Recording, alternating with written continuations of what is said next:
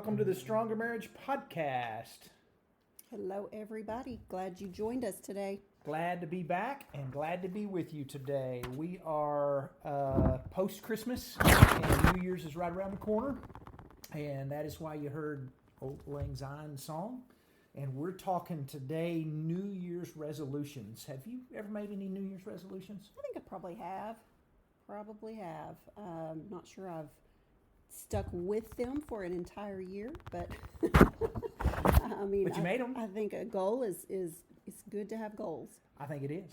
I think only one I can remember back is I remember specifically one year, I even remember the year, that I made a New Year's resolution to lose some weight. I was at a really heavy time in my life as a big guy, and I wound up pulling off about 40, 50 pounds. Got serious about it. That worked good. That was awesome. Sometimes you just need a place to start. That's right. I think our key word that we want to focus on today is to be intentional. Yes. Be intentional. So you can't just say, let's try to do better. No, you have to have a plan. You might need to write it down. You might need to put it on a calendar. You might need to put a reminder on your mirror.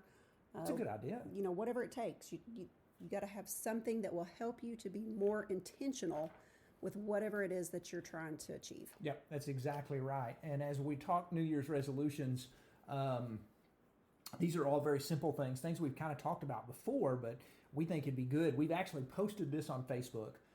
We've posted this list on Instagram with much less content, and then we'll talk a little bit about it today on some things. And maybe one of the things you can do, and we'll remind you at the end, is maybe by the time we're through with these 10 things, maybe y'all can pick 2 or 3 that you need to improve on. I think so. Even if it's just one that you really, really, really focus on, that'd be awesome. Yeah, or maybe each of you pick one. Each pick one. Yeah, say yes. Here's one I would like us to work on, and here's one I would like us to work on. Absolutely. And I think that would be a good thing. And so any of those things would be good. So let's take off. We got 10 of these that we're going to do. 10 things that we promise you that if you will add these to your list of things in marriage for 2021, you'll bless your marriage. And so right off the bat, number 1 is spend more time together. Yeah, that's a great thing to try to do more of. What's this? We talk about a statistic in our workshops that says that 4 minutes a day is what couples usually have together, just alone time in conversation. That's not enough. 4 minutes a day. That's not sitting in the same room watching TV together. That's 4 minutes of conversation, just the two of them together.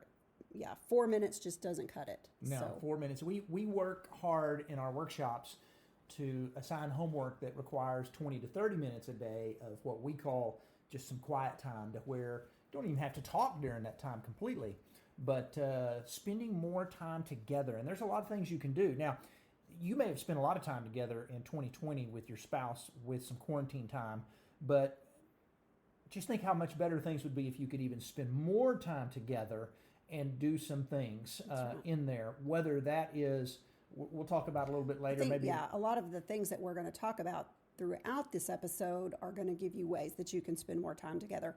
One thing that I did think of that is not on there specifically is to go on walks together.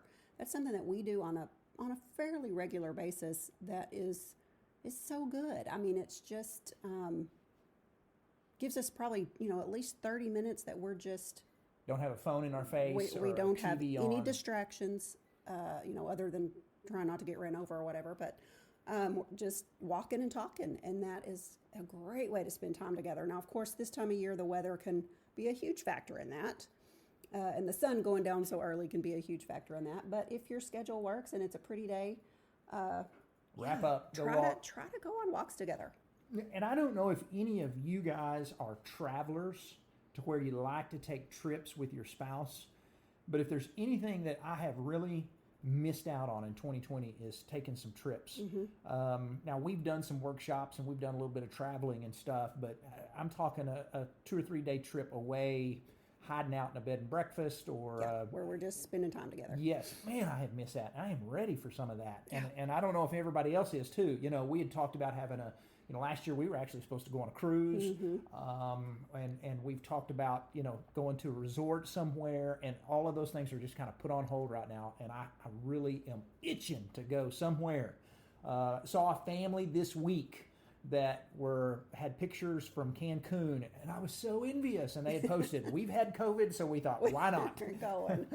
Oh man! And I thought that was pretty good. Yeah. But spending time together is healthy. It is hard to be your spouse's best friend, and it is hard to build a friendship with your spouse if you don't ever spend any time with them. So, number one, right off the bat. How about a number two?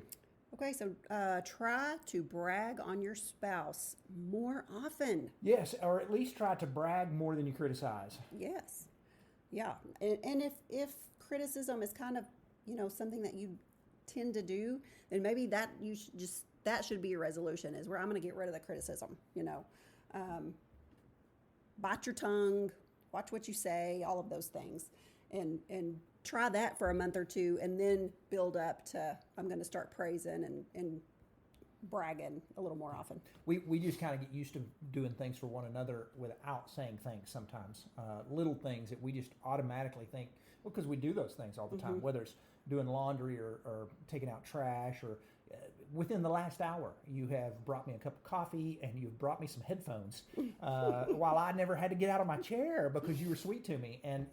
But you did tell me thank you. And I did tell you thank you. But think little things that if we learn to be more grateful with the little things, it really is all about the little things. That's right.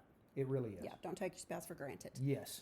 Number three, be more sexual. And this is really something that can tie in with just touching, flirting, hugging. We'll talk a little bit about affection in a minute, but just spend more time making your marriage sizzle. Making your marriage sizzle. Yeah. Gross out your kids. Kiss under the. Yeah, I loved. We posted something about be great parents and gross your kids out, and I love the stories that we got on social media of parents talking about the mistletoe and different things like that. And parents saying, hey, kids saying, hey, get a room, and that's healthy. That's a good thing. So make that one of the goals on your list. That's right. If you need to put it on your calendar, put it on your calendar. Yeah, we're big believers in that. Number four, pray together, or I'm going to add to this if I can and say, do some spiritual intimacy things together. Maybe this is an area that you don't spend a lot of time with your spouse on, and I can promise you, if you'll start doing this right here, it will make a world of difference in your relationship. If you'll spend some time praying together, maybe read your Bible together, go to church together, watch church online if your church is not meeting or you don't have a church or a place to go, but some spiritual activities that you can do with your spouse.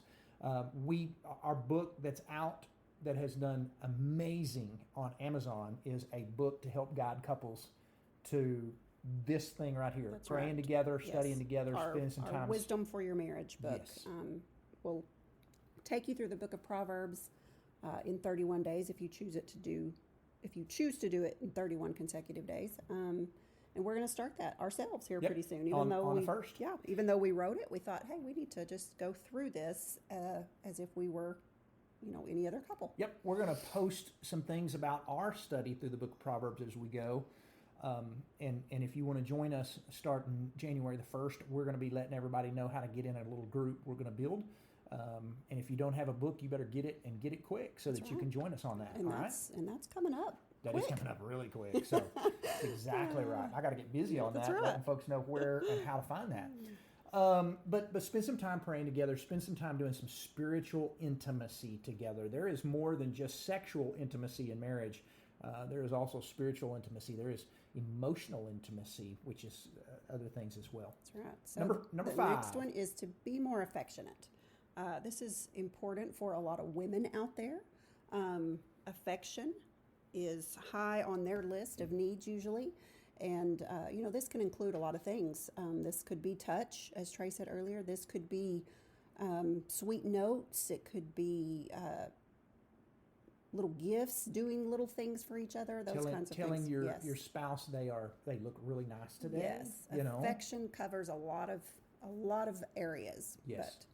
When's the last time that you told your spouse that they look amazing today, or I like the way you do your hair looks pretty today, or whatever it is? And generally, this is something that women need a lot more than men do.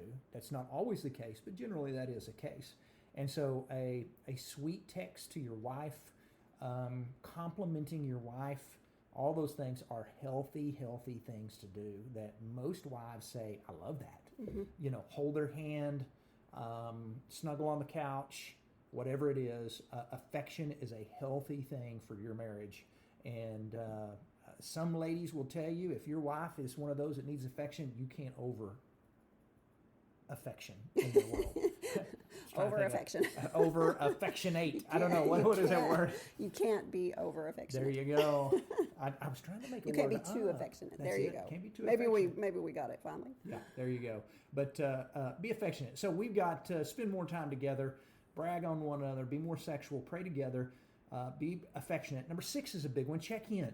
Work on checking in with your spouse. Now, you can do this in 2 ways, is what we're talking about here. One, let your spouse know where you are, what's going on. Just be considerate. It's called marriage, and it's called respect.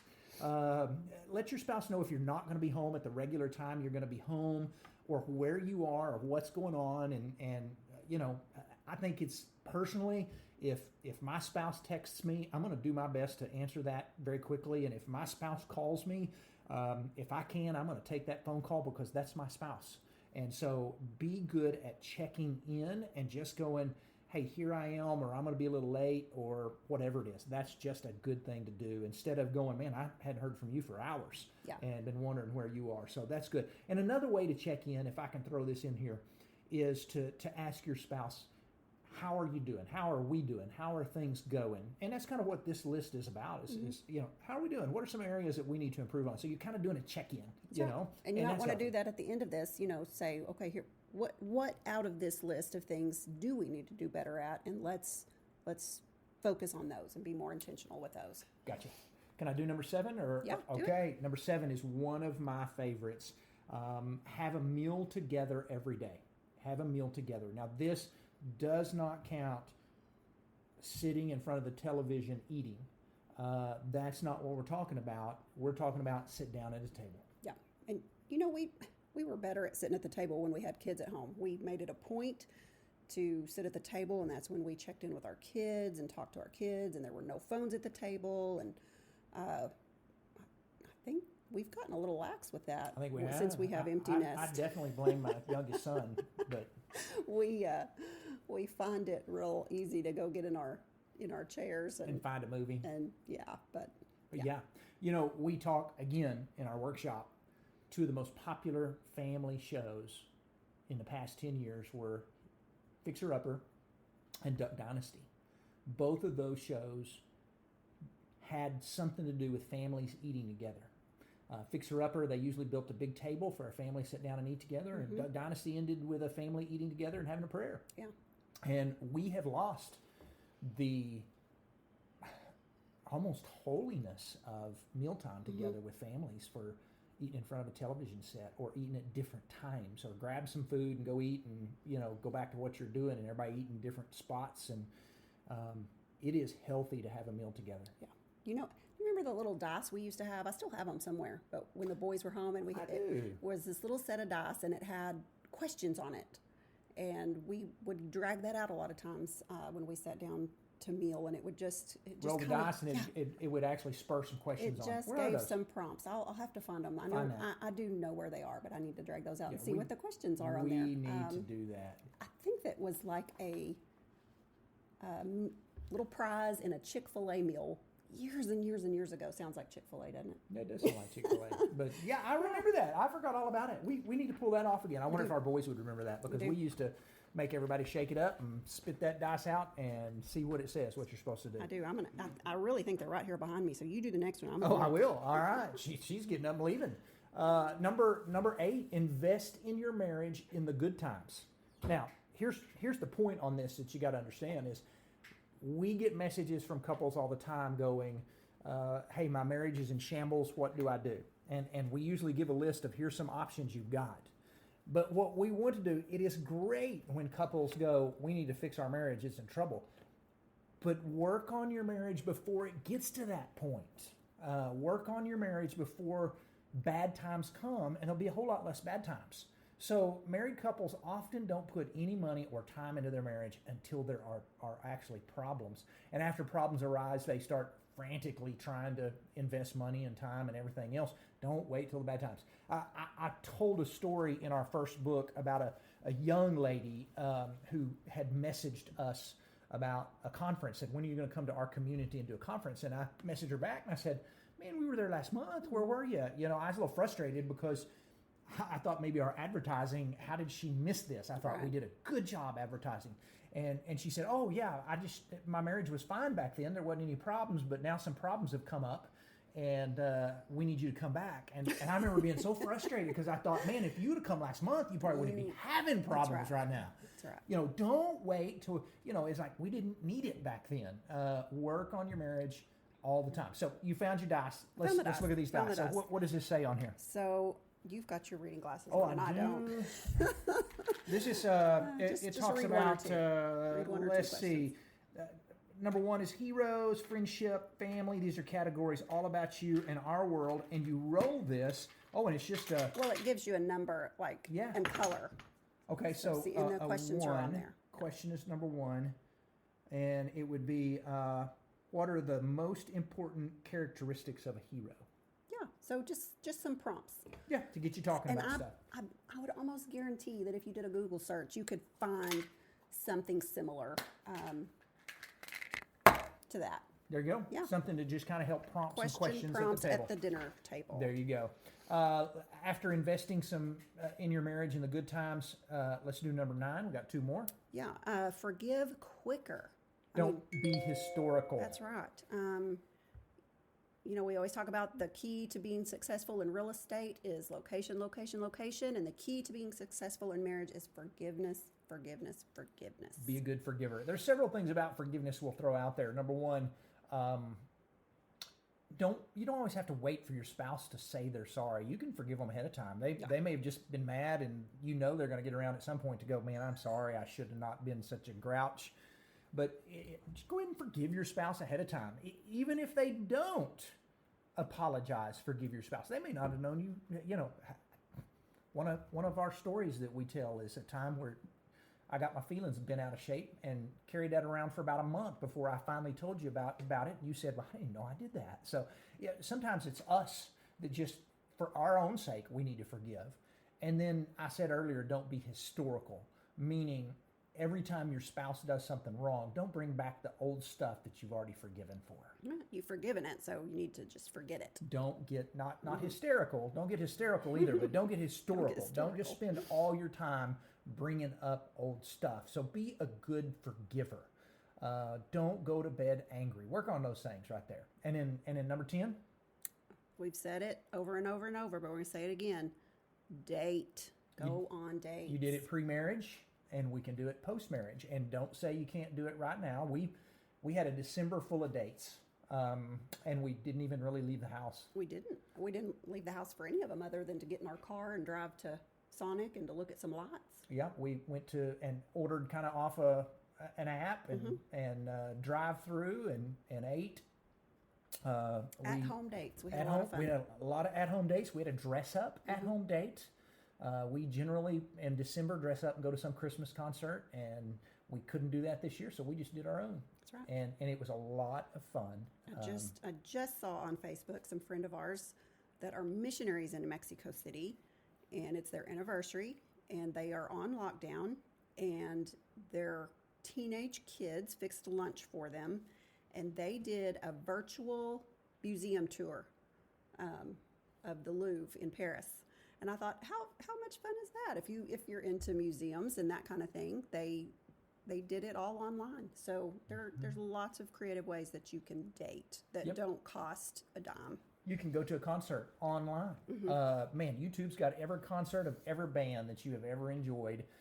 Pull one up and sit down and watch that with your spouse. But the main thing you got to do is be intentional. That's right. You cannot just go, yeah, we're going to do better, and not actually put out any effort. That's right. You might want to just put it on your calendar for every Sunday evening that says, plan our date this week. and even if it's just, going to lunch during the work week, if that's all you can manage for the week, you do that. But and change it out. So instead of you looking at your spouse and going, "What do you want to do?" I don't know. What do you want to do? One week, husband does it. Next week, wife does it. Yeah. Next week, husband does it, and swap it out. And it can be simple. It can be a walk. It can be hot chocolate. Out driving through at sunset. Just whatever. Find some way to have a date with your spouse, and do not say it can't be done, because it can be done. It can be done. It can be done. So those are your 10 things. So our challenge to you is pick out one or two things on this list. And maybe the best thing to do would be ask your spouse to pick one or two, and you to pick one or two that you really want to go to work on and improve this year in 2021. Yeah. Good stuff. So I'm going to have to look at the list and figure out what I'm gonna do. Uh-oh. You're going to tell me what I need to I would have to look at the list as well. I'm definitely going to tell you let's see, which one we probably need to work on to have a meal together and sitting down at the table. But yeah, you're probably right. We do spend we spend a lot of time together. We spend almost 24/7 together. Yeah, we spend a lot of I'm glad we kind of like each other most of the time, and so that's a good deal.